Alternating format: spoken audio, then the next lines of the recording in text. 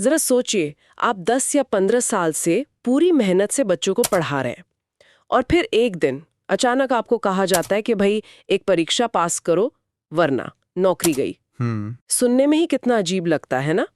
लेकिन आज हमारे देश में लाखों शिक्षक हैं जो इसी हकीकत का सामना कर रहे हैं जी। उन्हें शिक्षक पात्रता परीक्षा मतलब टेट पास करने को कहा गया है, नहीं तो नौकरी छोड़नी पड़ेगी। बिल्कुल। तो सवाल यही उठता है कि क्या ये शिक्षा की गुणवत्ता सुधारने का सही तरीका है या कहीं ये कोई नीतिगत चूक है जिसका सारा बोझ शिक्षकों पर आ गया है? ये एक बहुत बड़ा सवाल है आज की तारीख में। नमस्कार, आज हम इसी मुद्दे की तह तक जाएंगे। ये एक ऐसा मामला है जो ना सिर्फ हजारों शिक्षकों के भविष्य से जुड़ा है बल्कि हमारी पूरी शिक्षा व्यवस्था की दिशा पर भी सवाल उठाता है। सही बात है। हमारे पास आज चर्चा के लिए कुछ स्रोत सामग्री है। एक विश्लेषण है जिसका शीर्षक है टीईटी शिक्षक संकट और एनसीटीई दायित्व। इसके कुछ अंशों के आधार पर हम समझने की कोशिश करेंगे कि ये टीईटी की अनिवार्यता आई कैसे और जो शिक्षक सालों से पढ़ा रहे हैं उन पर इसका क्या असर हो रहा है, और इस सब में राष्ट्रीय शिक्षक शिक्षा परिषद यानी एनसीटीई उसकी क्या भूमिका है, क्या जिम्मेदारियां हैं, इस पर ये विश्लेषण क्या कहता है। जी। हमारा इरादा है कि इस पूरे मामले को परत दर परत खोलें, शिक्षकों की चुनौतियां समझें, नीति में जो पेंच हैं उन्हें देखें और एनसीटीई की जवाबदेही पर जो सवाल उठे हैं उन्हें सामने लाएं। बिल्कुल, चलिए शुरू करते हैं। तो इस कहानी की जड़ें अगर देखें तो करीब 15 साल पहले लागू हुए शिक्षा का अधिकार कानून यानी आरटीई एक्ट तक जाती हैं। हाँ, आरटीई एक्ट 2009। बिल्कुल, इसका मकसद तो बहुत अच्छा था, हर बच्चे को अच्छी गुणवत्ता वाली शिक्षा देना, लेकिन जो विश्लेषण हमारे पास है वो एक थोड़ी अलग तस्वीर दिखाता है। क्या कहता है विश्लेषण? वो ये इशारा करता है कि इस बड़े लक्ष्य को पाने की कोशिश में शायद अनजाने में ही सबसे ज्यादा कीमत शिक्षकों को चुकानी पड़ी है। अच्छा। ऐसा लगता है कि व्यवस्था की कुछ अपनी उलझनों, शायद कुछ कमियों का खामियाजा वो भुगत रहे हैं। हाँ, और ये स्थिति ये और ज्यादा गंभीर तब हो गई जब सुप्रीम कोर्ट का एक हालिया आदेश आया। हाँ, उस आदेश ने तो जैसे सब कुछ बदल दिया। बिल्कुल, उस आदेश ने एकदम साफ कर दिया कि कक्षा 1 से 8 तक पढ़ाने वाले सभी शिक्षक, चाहे वो कितने भी साल से पढ़ा रहे हों, अब उनके लिए टेट पास करना जरूरी है। सबके लिए? मतलब जो पहले से नौकरी में है उनके लिए भी? जी हाँ, यही तो खास बात है। ये सिर्फ नई भर्तियों के लिए नहीं है, जो शिक्षक पहले से काम कर रहे हैं, स्थायी हैं या अस्थायी, उन पर भी ये लागू हो गया है। और यहीं से असल चुनौती खड़ी होती है, बल्कि कहें तो एक बड़ा संकट जा रहा है कि अपनी योग्यता साबित करो, परीक्षा दो। हाँ। जरा सोचिए, इस एक फैसले से कितने अलग अलग तरह के शिक्षक होंगे जो प्रभावित हो रहे होंगे। विश्लेषण में तो इसका जिक्र है शायद। हाँ बिल्कुल है। विश्लेषण उन समूहों को खास तौर पर बताता है जिन पर इस नियम की सीधी मार पड़ रही है। पहला समूह तो उन शिक्षकों का है जिनकी नियुक्ति तब हुई थी जब सिर्फ इंटरमीडिएट यानी 12वीं पास होना काफी था। अच्छा, उस समय के नियमों के हिसाब से। हाँ, उस समय शायद वही नियम थे, लेकिन अब न्यूनतम योग्यता स्नातक हो गई है, तो उन्हें एक तरह से अयोग्य माना जा रहा है। और दूसरा समूह उन शिक्षकों का है जिनके ग्रेजुएशन में मतलब स्नातक में अंक एक तय प्रतिशत से कम थे, शायद 45% या कुछ राज्यों में 50% की शर्त होगी। हाँ, ये भी एक मुद्दा रहता है। और उन्हें भी अब बाहर का रास्ता दिखाया जा रहा है, भले ही उन्होंने सालों तक अच्छा पढ़ाया हो, बच्चों को सिखाया हो। और बात यहीं खत्म नहीं होती शायद, विश्लेषण में और भी। नहीं, बिल्कुल नहीं। एक और बहुत संवेदनशील समूह है मृतक आश्रित कोटे से नियुक्त शिक्षक। ओह हाँ। अक्सर क्या होता है कि इन्हें नियुक्ति तो मिल जाती है अनुकंपा के आधार पर, लेकिन नौकरी के दौरान जो जरूरी प्रोफेशनल ट्रेनिंग होती है जैसे बीएड या बीटीसी, हाँ, वो करने का मौका या सहूलियत नहीं मिल पाती। मतलब व्यवस्था ने उन्हें प्रशिक्षित करने की जिम्मेदारी ठीक से नहीं निभाई, और आज उनकी नौकरी पर भी टीईटी की तलवार लटक रही है। ये तो बहुत ही अजीब स्थिति है। हाँ। उन्हें मौका ही नहीं दिया गया, और अब बिल्कुल। और इसके अलावा एक और समूह है फिजिकल एजुकेशन के शिक्षक जिनके पास डीपी एड या बीपीईडेड की डिग्री है। अच्छा, उनके लिए भी टीईटी जरूरी है। यही पेच है, वे भी इस टेट की अनिवार्यता के दायरे से जैसे बाहर हो गए हैं या उलझन में हैं। शायद टेट का सिलेबस उनके विषय के हिसाब का नहीं है या नियमों में उनके लिए स्थिति साफ नहीं है। तो आप देख सकते हैं कि ये कोई छोटा मोटा असर नहीं है, ये कई अलग अलग वजहों से अलग अलग योग्यताओं के साथ नियुक्त हुए हजारों शायद लाखों शिक्षकों के करियर का सवाल बन गया है। हाँ। और विश्लेषण यहाँ एक बुनियादी सवाल उठाता है, क्या ये न्याय है या ये हमारी नीतियां बनाने और उन्हें लागू करने के तरीके में एक बड़ी खामी की तरफ इशारा कर रहा है, एक नीतिगत विफलता? ये सवाल ये बहुत गंभीर है और यहीं पर मुझे लगता है राष्ट्रीय शिक्षक शिक्षा परिषद यानी एनसीटीई की भूमिका को देखना जरूरी हो जाता है। बिल्कुल। एनसीटीई बनाया ही इसलिए गया था कि वो देश में टीचर एजुकेशन के मानक तय करे, नियम बनाए, ये देखे कि स्कूलों में योग्य और प्रशिक्षित शिक्षक ही जाएं। हाँ, एक तरह से गुणवत्ता का प्रहरी। बिल्कुल प्रहरी। लेकिन जो विश्लेषण हम देख रहे हैं वो एनसीटीई की भूमिका पर कई गंभीर सवाल खड़े करता है। क्या सवाल है वो? विश्लेषण के मुताबिक एनसीटीई अपनी कुछ बुनियादी जिम्मेदारियों को निभाने में कथित तौर पर नाकाम रहा है। पहली और सबसे अहम बात, समय पर स्पष्ट और स्थायी नीतियां बनाने में देरी या चूक हुई। शिक्षक योग्यता के मानक बदलते रहे, लेकिन उन्हें ठीक से लागू करने और जो पुराने शिक्षक हैं उन्हें उसके हिसाब से ढालने के लिए एक स्पष्ट रोडमैप शायद नहीं बन पाया। मतलब नियम तो बदल दिए पर उन नियमों के हिसाब से शिक्षकों को तैयार करने का इंतजाम वो शायद नहीं हुआ। हाँ, विश्लेषण तो इसी तरफ इशारा कर रहा है। दूसरी बड़ी कथित विफलता यही है ट्रेनिंग की अपर्याप्त व्यवस्था। अच्छा। अगर आप योग्यता के मानक बढ़ा रहे हैं तो ये भी तो देखना होगा कि जो मौजूदा शिक्षक हैं उन्हें वो नई योग्यता पाने का या अपनी स्किल्स बढ़ाने का मौका मिले। सही बात है। विश्लेषण कहता है कि जमीनी स्तर पर ऐसा पर्याप्त रूप से नहीं हुआ। शिक्षकों को ना तो समय दिया गया, न साधन मिले, न ही शायद सही दिशा निर्देश। और तीसरी बात, पात्रता के जो मानक तय हुए उनमें भी कई बार स्पष्टता की कमी रही, कंफ्यूजन रहा। कभी कोई डिग्री मान्य हो जाती थी, कभी अमान्य। इससे भी भ्रम फैला। और इसका नतीजा वही जो विश्लेषण बता रहा है। आज हजारों शिक्षक जो सालों से पढ़ा रहे थे वो खुद को मझधार में पाते हैं, असमंजस में हैं, तनाव में हैं। उन्हें अपना भविष्य अंधेरे में दिख रहा है और ऐसा लगता है कि सारी जिम्मेदारी, सारा बोझ उन्हीं पर डाल दिया गया है कि भाई आपने क्यों नहीं किया। हाँ, कि आपने समय रहते अपनी योग्यता क्यों नहीं बढ़ाई, आपने टेट क्यों नहीं पास किया, जबकि शायद उन्हें इसके लिए कभी सही मौका या सही व्यवस्था ही नहीं दी गई। अब ये तो, लेकिन इसमें एक और पेच है शायद, वो 2010 वाली अधिसूचना का। हाँ, वो इस मामले का सबसे चौंकाने वाला पहलू है। एक बड़ा नीतिगत विरोधाभास जिसे विश्लेषण बहुत जोर देकर उठाता है। क्या था उस अधिसूचना में? बात है एनसीटीई की 23 अगस्त 2010 की एक नोटिफिकेशन की। विश्लेषण के मुताबिक उस नोटिफिकेशन में कथित तौर पर यह साफ लिखा था हाँ? कि शिक्षक नियुक्ति के लिए जो नई न्यूनतम योग्यताएं तय हो रही हैं, जिसमें टेट भी शामिल हो सकता है, हाँ। वो इस तारीख यानी 23 अगस्त 2010 से पहले नियुक्त हो चुके शिक्षकों पर लागू नहीं होंगी। क्या लागू नहीं होंगी?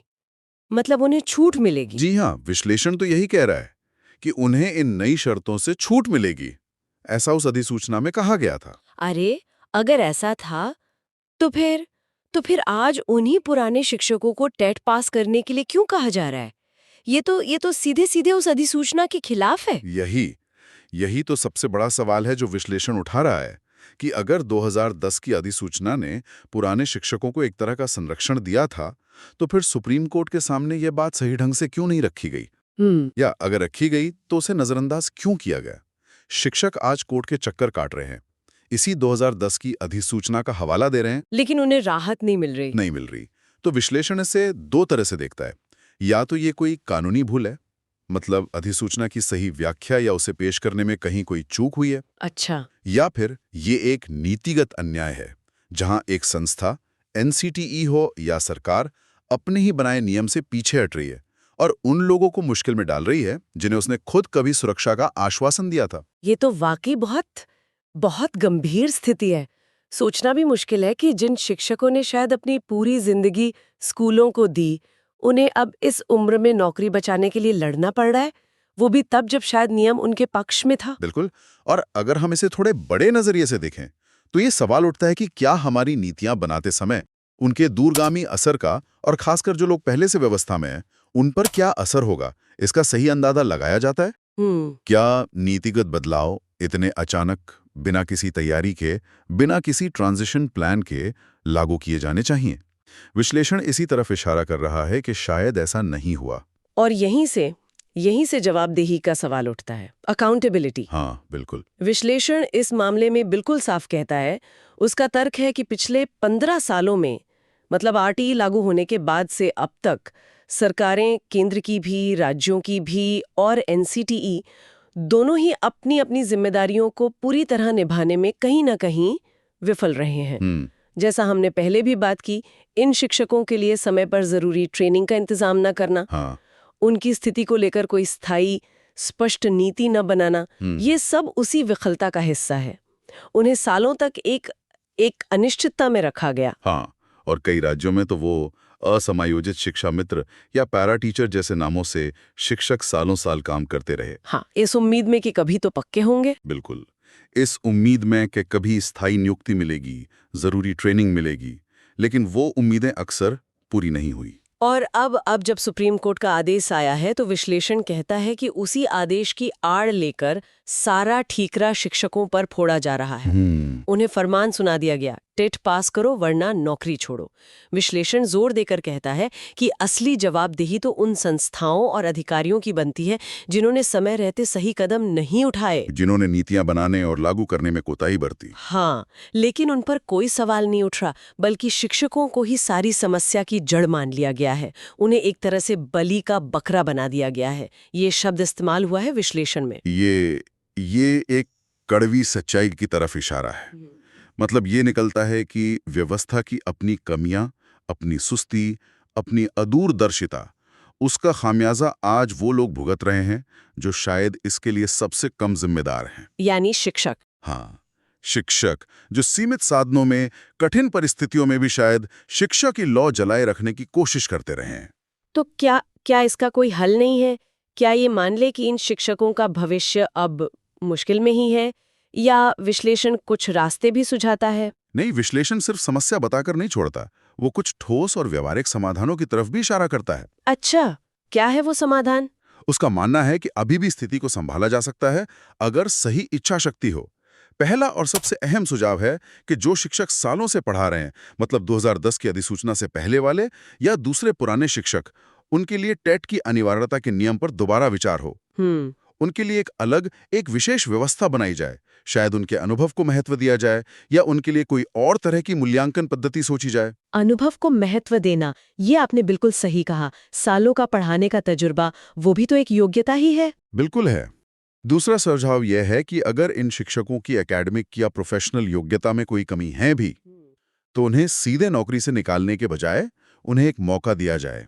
कैसा मौका? एक तय सीमा के अंदर जरूरी ट्रेनिंग पूरी करने का एक आखिरी मौका।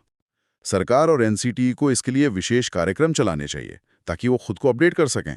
ये एक सहयोगात्मक रवैया होगा, ना कि सजा देने वाला। और वो 2010 वाली अधिसूचना, उसका क्या उसके आधार पर कुछ राहत नहीं मिल सकती? तीसरा महत्वपूर्ण सुझाव उसी से जुड़ा है।